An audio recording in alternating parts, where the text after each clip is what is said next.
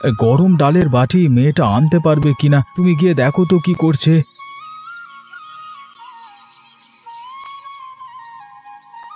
গরম ডালের বাটিটা তো নিয়ে আসবো নাকি, তার আগেই এত ডাকাডাকি শুরু করে দিয়েছো?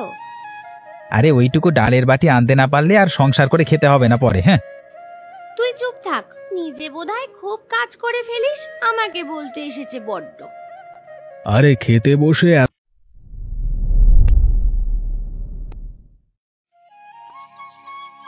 ছেলে মেয়ে দুটোকে সেই কখন থেকে ডেকে এসেছি, এখনো যদি ঘুম থেকে ওঠে, বলি পড়ে পড়ে আর কত ঘুমোবি তোরা? আজকে কি আর ঘুম থেকে উঠবি না? গিন্নি, আরে ও গিন্নি, একা একা কার সাথে কথা বলছো? আরে আশেপাশে তো কাউকেই দেখতে পাচ্ছি না।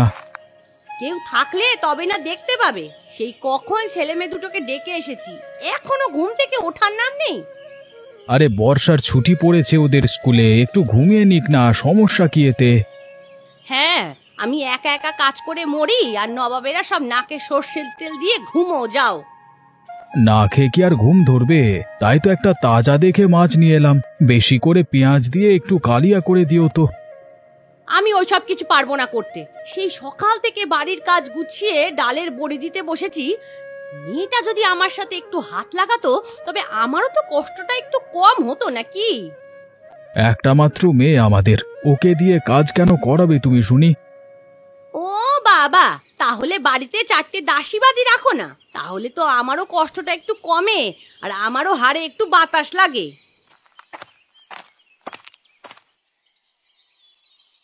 কি হয়েছে মা, সকাল সকাল এত চেঁচামেচি কিসের? বলি ও মহারানী, বাড়িতে কি কোনো কাজ করবি না নাকি? দিন দিন ঢিঙ্গি হচ্ছিস, তাও যদি ঘটে একটু বুদ্ধি শুদ্ধি কিছু হয়। কেন, কি হয়েছে মা? আবার বলে কি হয়েছে? আজ বাদে কাল বিয়ে দিলে শ্বশুর বাড়িতে গিয়ে তখন তো কোনো কাজ না করতে পারলে শাশুড়ি সকল দোষ আমাকে দেবে। তুমি আবার এখন বিয়ে নিয়ে পড়লে কেন শুনি? আমার মেয়ের এখনো বিয়ের বয়স হয়েছে নাকি? হ্যাঁ, মেয়েকে ঘরের খুঁটি করে রেখে দিও, কাজকর্ম কিছু না পারলে শাশুড়ি 3 বেলা ঝাঁটা পেটা করবে। কি করব বলো মা, আমি করে দিচ্ছি। বাবার কাছ থেকে মাছটা নিয়ে রান্নাঘরে গিয়ে কেটে দে তো দেখি, আর তুমি গিয়ে একটু অরুণকে ডেকে দাও, ওকে একটু হাটে পাঠাবো। ঠিক আছে, এই নে মা, মাছটা নিয়ে যা।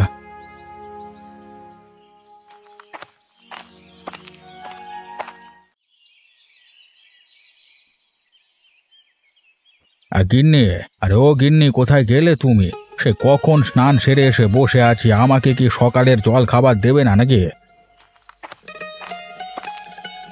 জল খাবার যে দেব, হতচ্ছাড়ি মালাটা তো এখনো এলো না। আরে মালার আশায় বসে থাকলে চলবে নাকি? মালা কখন আসবে সে আশায় থাকলে আজকে আর আমার খাওয়া হবে না। এই বয়সে আমি আর একা কাজ করতে পারি না বাপু, মালা আছে বলে দুবেলা দুটো খেতে পাও, না হলে ওই দুবেলা রান্না করা আমার দ্বারা সম্ভব নয়। তোমার সংসার তো আর মালা এসে করে দেয়া যাবে না। মেয়েটার 2-1 দিন না এলে তখন কি করবে শুনি? সে যখন এটা তখন দেখা যাবে। ঘরে ছাতু আছে, চিনি জল দিয়ে ভিজিয়ে দেব, খাবে? তাই দাও, কি আর করবার। তুমি বসো, আমি এক্ষুনি তোমার জন্য ছাতুর সাথে চিনি জল মিশিয়ে এনে দিচ্ছি।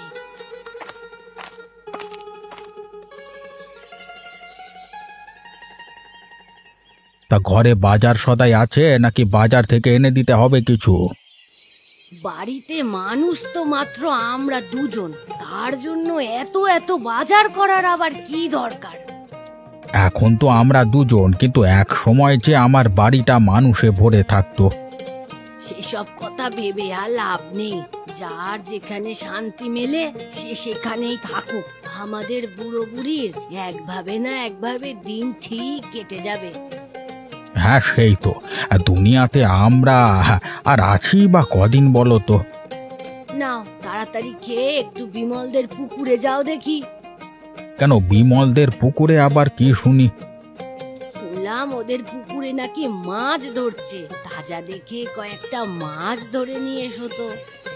ঠিক আছে গিন্নি, খাওয়া শেষ করে আমি এক্ষুনি যাচ্ছি। তুমি তাহলে খাও, আমি রান্নাঘরে গিয়ে জল খাবারের বন্দোবস্ত করি। বেশ, যাও তাহলে।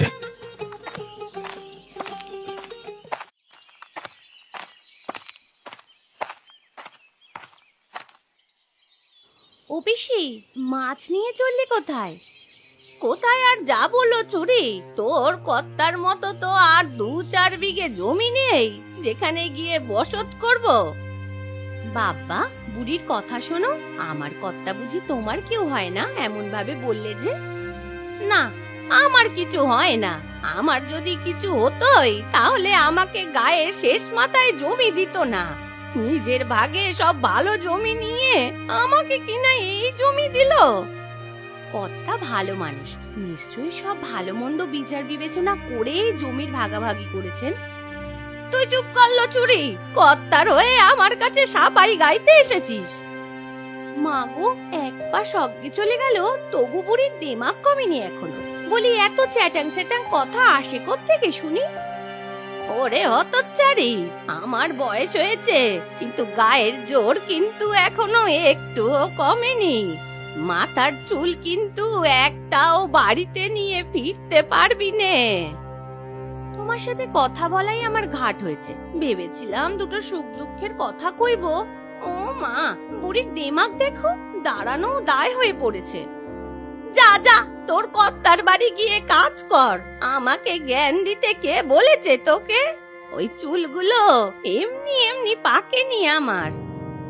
হ্যাঁ, তোমার ওই তিরিক্ষি মেজাজের জন্যই তোমার সব চুল পেকে গেছে, বুঝলে বুড়ি? তোর কাজে মন দেগে, তোর কর্তাকে বলে দিস আমার ব্যাপারে এত না ভাবতে। যা বলার সে যেন নিজে এসেই বলে। তোকে কেন পাঠিয়েছে শুনি? আমার কর্তার বয়েই গেছে তোমার সাথে কথা কইতে, আর আমাকেই বা কেন পাঠাতে যাবে শুনি? আমি তো পথে দেখা হলো তোমার সাথে, তাই ভাবলাম তোমার হালচাল একটু শুনে যাই। বেশ তো, আমার হালচাল খুব ভালোই চলছে, শুনেছিস? এবার যা তো দেখি, আর জ্বালাস নে আমায়। হ্যাঁ হ্যাঁ, যাচ্ছি যাচ্ছি, তোমার সাথে কথা বলে সময় নষ্ট করতে আমার বয়েই গেছে।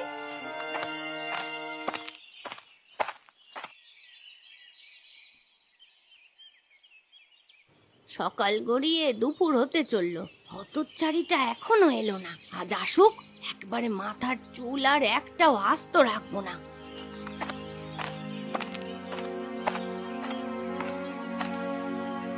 এই যে মহারানী, এতক্ষণে তোর আসার সময় হলো বুঝি? ওদিকে যে আমি একা একা সব কাজ করে মরছি, সে খেয়াল আছে তোর? আর বলো না গিন্নিমা সে কথা, ছেলেটাকে খাইয়ে মায়ের কাছে দিয়ে আসতে দেরি হয়ে গেছে গো। বলি, তোর দেরির জন্য কি আমার বাড়িতে সকালে না খেয়ে সবাই উপোস করে থাকবে নাকি? কজন আর থাকো তোমরা? ওই তো দুজন মানুষ থাকো গোটা বাড়িতে, একদিন একটু দেরিতে খেলে কি আসে যায় তাতে? তোর মাথা কি গেছে নাকি রে মালা? সকালবেলা যে তোর কর্তা বাবু খেয়ে মাঠে যায় জমিদারের তদারকি করতে, সে কথা কি ভুলে গেছিস নাকি তুই? না বাপু, ভুলিনি আমি। 2-1 দিন তো দেরি হতেই পারে, এ নিয়ে কথা শোনালে আমি আর কাজে আসতে পারবো না। মা গো, মেয়ের কথা শোনো দেখি। দিন দিন তোর চোপা কিন্তু বেড়েই যাচ্ছে মালা, এখনো সময় আছে, মুখে লাগাম দে। এত লাগাম দিতে পারবো না বাপু, আমিও তো মানুষ, আমারও তো বিপদ আপদ হতে পারে। তার উপর সকাল সকাল গয়া বুড়ি দিল মেজাজ খারাপ করে। গয়া দিদিকে আবার কোথায় পেলি তুই? কোথায় আবার, রাস্তা দিয়ে আসার সময় দেখলাম পিসি মাছ হাতে বাড়ি ফিরছে। তাকে ভালো মন্দ জিজ্ঞাসা করায় সে কি রাগ তার! কি বলেছে দিদি? কি আর বলবে, কর্তাকে নিয়ে নানা কথা শুনিয়ে দিল আমাকে। আমিও ছেড়ে দেওয়ার পাত্রী নই, আমিও তাকে দুঃখতা শুনিয়ে এসেছি। দিদি বুড়ো মানুষ, তার বয়স হয়েছে, সে তো কথা বলতেই পারে, কিন্তু তাই বলে তুই কেন কথা শোনাতে গেলি?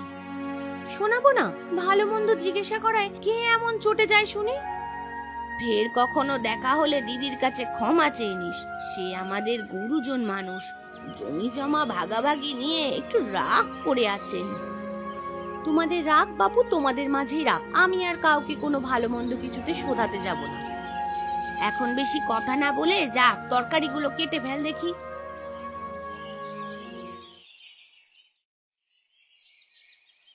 কিরে ইন্দু, তোকে যে সেই কখন পাঠালাম ডালের বাটিটা আনতে, এখনো কি করছিস রান্নাঘরে?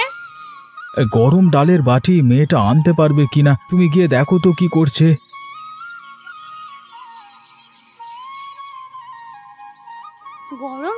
বাটিটা তো নিয়ে আসবো নাকি, তার আগেই এত ডাকাডাকি শুরু করে দিয়েছো? আরে ওইটুকু ডালের বাটি আনতে না পারলে আর সংসার করে খেতে হবে না পরে। হ্যাঁ, তুই চুপ থাক, নিজে বোধহয় খুব কাজ করে ফেলিস, আমাকে বলতে এসেছে বড্ড। আরে খেতে বসে এত বেশি কথা বলতে নেই। এই ইন্দুমা, আয় আয়, তুইও আমাদের সাথে খেতে বস। আরে সবাই দেখছি খেতে বসে পড়েছিস আমাকে রেখেই। আরে কানু দাদু যে, কেমন আছো দাদু তুমি? আমি ভালো আছি দাদা ভাই, তা তোরা কেমন আছিস? আমরাও ভালো আছি দাদু। এসো এসো মামা, আমাদের সাথে খেতে বসো। গিন্নি, মামাকে খেতে দাও তো। বসুন মামা, আমি এক্ষুনি আপনাকে খেতে দিচ্ছি।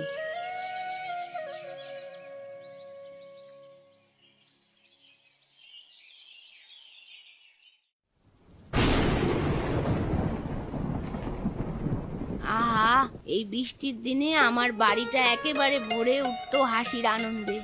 আর সময়ের পরিবর্তনে এ বাড়ি এখন শূন্য হয়ে গেল। কার নজর যে লাগলো আমার এই সুখের সংসারে। কি গো গিন্নিমা, একা একা কি বিড়বিড় করছো অত?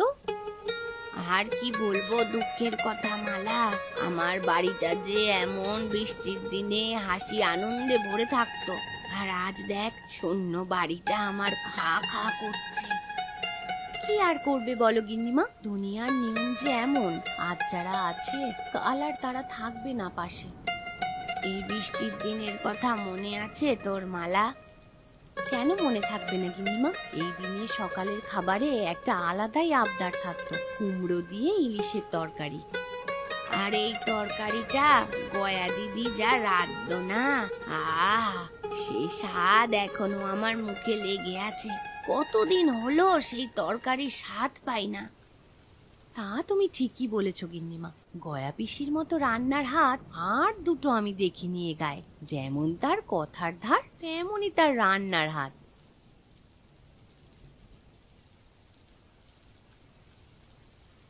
কি নিয়ে এত আলাপ চলছে তোমাদের শুনি? না তেমন কিছু না। তুমি ঘুম থেকে উঠলে কখন? এই তো এখনই উঠলাম, ভাবলাম আর একটু গড়াগড়ি করি, কিন্তু বাইরে বৃষ্টির শব্দ শুনে আর ঘরে শুয়ে থাকতে পারলাম নিকো। আমরাও তো বৃষ্টি দেখে আর পুরনো দিনের কথা ভুলে থাকতে পারলাম না কর্তাবাবু। কুমড়ো দিয়ে ইলিশের তরকারির কথাই বলছিলাম গিন্নিমার সাথে।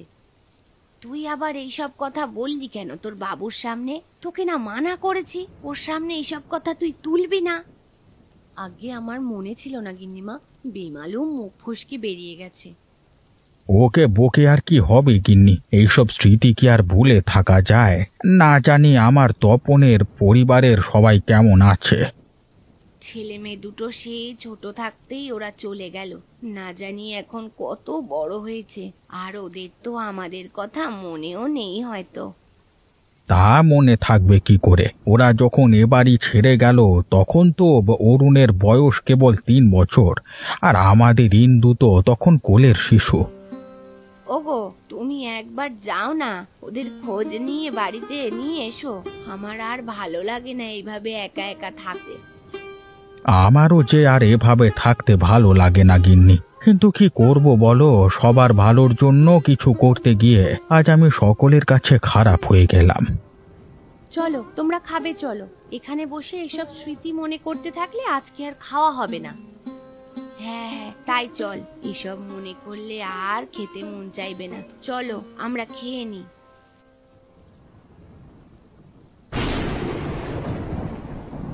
তারপরে কি হলো দাদু? রাজার পুত্র বাড়ি ছেড়ে চলে গিয়ে আর বাড়িতে ফিরে আসেনি কখনো? ফিরে আসবে কি করে? সে তো সব ছেড়ে ছুড়ে তার বউ ছেলে মেয়ে নিয়ে চলে এসেছে বাড়ি ছেড়ে। ও দাদু, বলো না তারপরে কি হলো? রাজার পুত্র আর কখনো সে বাড়িতে ফিরে যায়নি। সামান্য ভুল বোঝাবুঝি নিয়ে তাদের পরিবার ভেঙে যায়।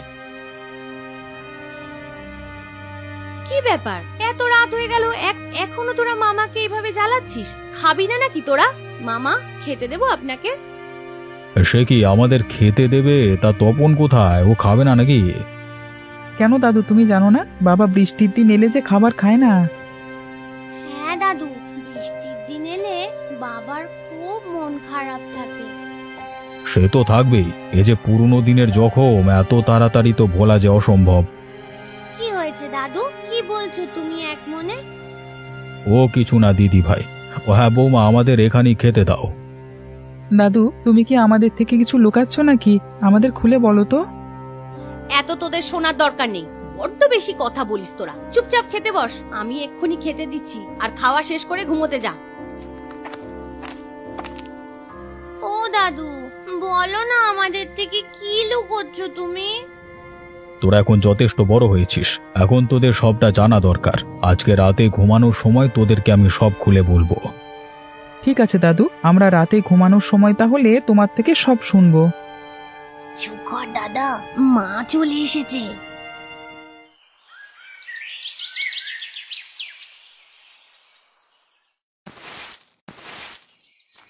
গিন্নি, আরে ও গিন্নি, কোথায় গেলে তুমি? কি হয়েছে? সকাল সকাল কোথায় গিয়েছিলে? তুমি নেই বলে আমিও আর কাউকে জল খাবার খেতে ডাকিনি, ঘুম থেকেও ডাকিনি এখনো কাউকে। সে কি কথা, মামা এত দূর থেকে এসেছে আমাদের বাড়ি, আর তুমি এখনো না খাইয়ে রেখেছো মামাকে? আমি গরম গরম জিলিপি এনেছি, মামা আর ছেলে মেয়েকে খেতে দাও। ছেলে মেয়ে তো মামার সাথেই শুয়ে আছে, তুমি দাঁড়াও, আমি ওদেরকে ডেকে সবাইকে একসাথে খেতে দিচ্ছি। ওই তো মামা ঘুম থেকে উঠে গেছে। তা মামা, অরুণ আর ইন্দুবালাকেও তো ডেকে নিয়ে আসতে পারতেন। ওরা তো ঘরে নেই, আমি ঘুম থেকে উঠে তো কাউকে পাশে পেলাম না। সে কি কথা মামা, এই সাত সকালে ওরা আবার কোথায় গেল? যাও তো গিন্নি, ঘরে গিয়ে দেখে আসো তো। ওরা বোধহয় পাশের ঘরে গিয়ে ঘুমিয়েছে, আমি এক্ষুনি ওদেরকে ডেকে দিচ্ছি, দাঁড়াও।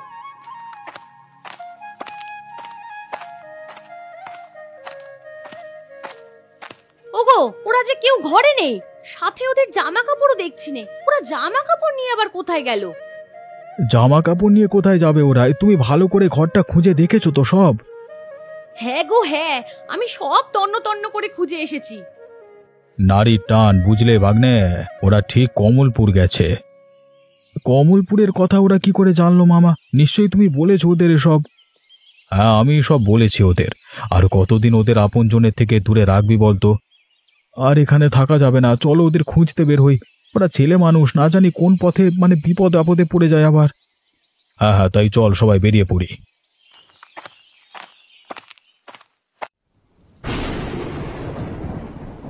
বাড়িতে কেউ আছো নাকি? কেলো তোরা? এই বুড়ির বাড়িতে তো কেউ আসে না সচরাচর, তোদের তো ঠিক চিনলাম না। তা কি করতে এসেছিস তোরা? আমরা পাশের গায়ে থাকি গো ঠাকুমা, এই গায়ে ঘুরতে এসেছিলাম। বড্ড জল তেষ্টা পেয়েছে, আমাদেরকে একটু জল খাওয়াবে গো? কেন খাওয়াবো না বাছা, এই গয়ার বাড়িতে এক সময় 20-50 জনের পাত পড়তো।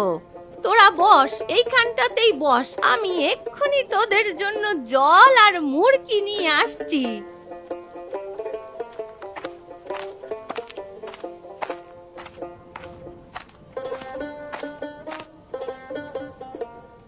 তোদের দেখে মনে তো হচ্ছে অনেকটা পথ এসেছিস। সকাল থেকে কিছু খেয়েছিস তোরা? না গো ঠাকুমা, এ গায়ে তো আমাদের পরিচিত কেউ নেই যে তাদের ঘরে ঢুকে দুটো ভাত খাবো। কে বলেছে তোদের কেউ নেই? এই যে আমাকে এখন ঠাকুমা বলে ডাকলি, আমি থাকতে খালি পেটে তোরা কেন ফিরে যাবি? তাহলে আজকে দুপুরে আমরা তোমার এখানেই ভাত খাবো ঠাকুমা। ঠিক আছে দাদা ভাই, তোরা কি খাবি শুধু বল আমাকে। আমার রান্না যে একবার খেয়েছে, সে আর ভুলতে পারেনি আমার রান্নার স্বাদ। আমরা কখনো কুমড়ো দিয়ে ইলিশের তরকারি খাইনি ঠাকুমা, এই বৃষ্টির দিনে আমাদেরকে আজকে কুমড়ো দিয়ে ইলিশের তরকারি রেঁধে খাওয়াবে গো।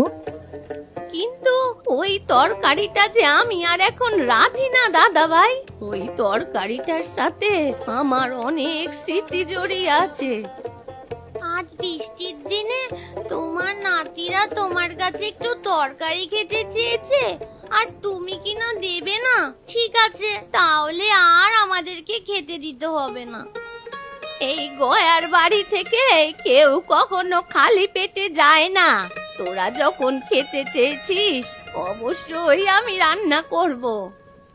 ঠিক আছে ঠাকুমা, তুমি তাহলে রান্না শুরু করো, আমরা একটু বাইরে থেকে ঘুরে আসছি। ঠিক আছে, যা বাছা, তবে বাইরে খুব বৃষ্টি হচ্ছে, ছাতা নিয়ে যাস তোরা। আচ্ছা ঠাকুমা।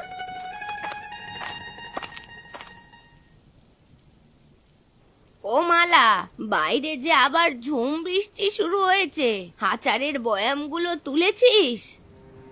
হ্যাঁ গো গিন্নিমা, আচারের সব বয়াম আমি সেই কখন উঠিয়ে রেখেছি ঘরে। আরে ছাতা মাথায় ওরা দুজন কে আসে এদিকে? কে গো বাছা তোমরা? তোমাদের তো আগে কখনো দেখিনি এ গায়ে। আমাদের আপনারা চিনবেন না, আমরা এসেছি পাশের গা থেকে। পথে গয়া বুড়ির বাড়িতে আশ্রয় নিয়েছিলাম। কিন্তু হঠাৎ করে ঠাকুমা খুব অসুস্থ হয়ে পড়েছে, আপনারা সবাই চলুন সেখানে। সে কি কথা, দিদি অসুস্থ হয়েছে? আমরা তো খবর পেলাম না। জামালা, ঘর থেকে তাড়াতাড়ি তোর কর্তা বাবুকে ডেকে দে। কি হয়েছে? এত শোরগোল কিসের বাইরে?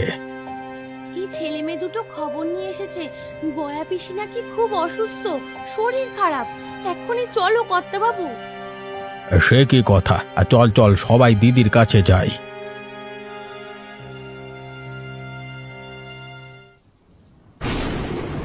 ছেলে মেয়ে দুটো সেই কখন বেরোলো, এখনো ফেরার নাম নেই।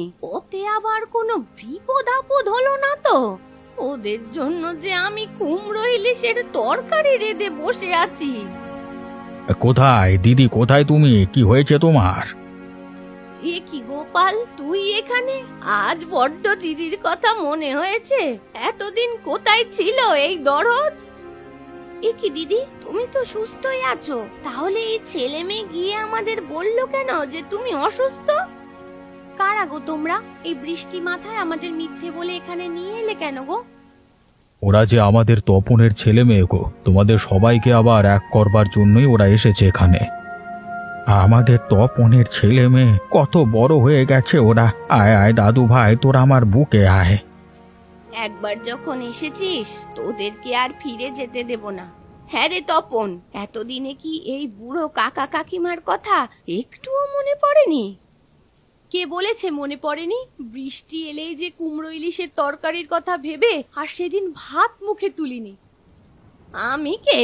আমি তো আর তোদের কেউ না, আমার কথা তো আর কেউ মনেই করেনি। তোমাদের হাতের কুমড়ো ইলিশের তরকারি খাবার লোভেই তো সবাইকে নিয়ে এলাম গো ঠাকুমা। সবাই মিলে বৃষ্টির দিনে একসাথে তোমার হাতের কুমড়ো ইলিশের তরকারি দিয়ে আর জমিয়ে খাওয়া দাওয়া করবো ঠাকুমা। বেশ, আয় সবাই বসে পড়। আজকে সবাইকে একসাথে বসে বৃষ্টির দিনে কুমড়ো ইলিশের তরকারি দিয়ে খাওয়াবো।